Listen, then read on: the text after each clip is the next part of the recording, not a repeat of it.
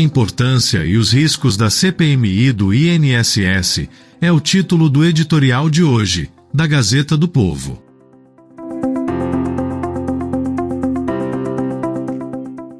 O governo tentou evitar a instalação da CPMI e do INSS, mas não conseguiu. Diante do inevitável, tentou garantir o comando da Comissão Mista de Deputados e Senadores, mas foi surpreendentemente derrotado pela oposição, que emplacou o presidente, senador Carlos Viana, Podemos MG, e o relator, deputado Alfredo Gaspar, União AL. No entanto, mesmo essa reviravolta não é suficiente para garantir que tenhamos uma investigação profunda e necessária sobre um escândalo bilionário que roubou dinheiro de inúmeros brasileiros, sem que eles tivessem ideia do que estava acontecendo. A escolha por investigar os 4 últimos governos, Dilma II, Temer, Bolsonaro e Lula III, é sensata. O esquema de desvio de dinheiro por meio de permissões forjadas para descontos na folha dos aposentados e pensionistas, em benefício de entidades associativas que ofereceriam serviços como assessoria jurídica e convênios que davam descontos, por exemplo, em academias ou planos de saúde, arrecadou valores estimados em mais de 6 bilhões de reais. Entre 2019 e 2024, mas há registros de que esse tipo de fraude já existia desde os anos 90 do século passado, e a escolha por 2015 como marco inicial das investigações da CPMI se deve a prazos prescricionais. A engenhosidade do esquema estava, entre outros fatores, no desconto de pequenas quantias, de forma que o beneficiário não desse pela falta do dinheiro, mas aplicado a muitas pessoas, de forma que a fraude se tornava bastante rentável. Quase 3/4 das entidades envolvidas nem sequer tinham apresentado toda a documentação necessária para os acordos de cooperação técnica, ACT, com o INSS, de forma que pudessem fazer os descontos. Tão importante quanto investigar como se deu o esquema em si, quem ganhou com ele, incluindo a razão pela qual a arrecadação com esses descontos disparou desde que Lula tomou posse em 2023, e quem abriu as porteiras da fraude é investigar como eventuais tentativas de criar melhores mecanismos de controle falharam e saber por quê, mesmo depois do estouro do escândalo. Houve entidades tratadas com mais leniência que outras.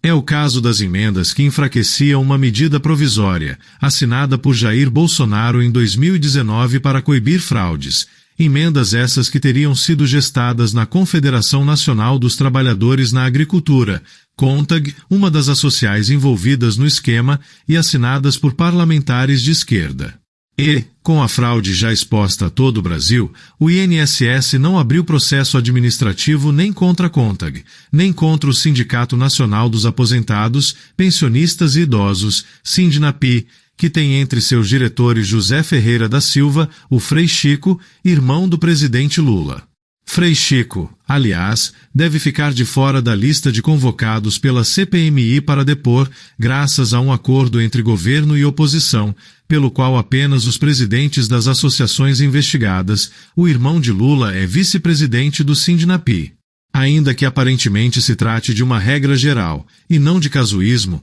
o risco de acabar havendo uma blindagem ampla, geral e restrita, já que a CPMI investigará a roubalheira ocorrida ao longo de governos de todos os lados do espectro político, não pode ser descartado de antemão. Uma CPMI inefetiva seria não apenas um enorme desperdício de tempo e recursos, mas também um desrespeito ao cidadão que merece saber toda a verdade sobre o esquema. No entanto, se até poucos dias atrás a CPMI parecia a única esperança de termos alguma luz sobre como milhões de aposentados foram roubados ao longo de anos, uma reviravolta no STF abre uma nova possibilidade. Em junho, o ministro Dias Toffoli havia ordenado que todos os inquéritos sobre o caso fossem remetidos a seu gabinete, e elas têm estado paradas desde então, já que os investigadores temiam que Toffoli, o anulador geral da República, invalidasse qualquer ato. No entanto, após um pedido da Procuradoria-Geral da República,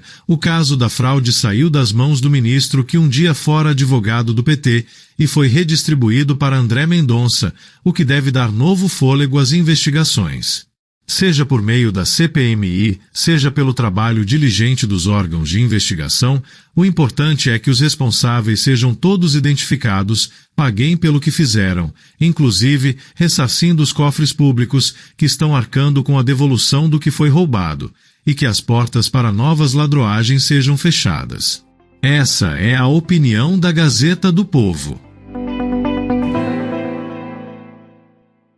Essa narração foi gerada por inteligência artificial, sob supervisão jornalística.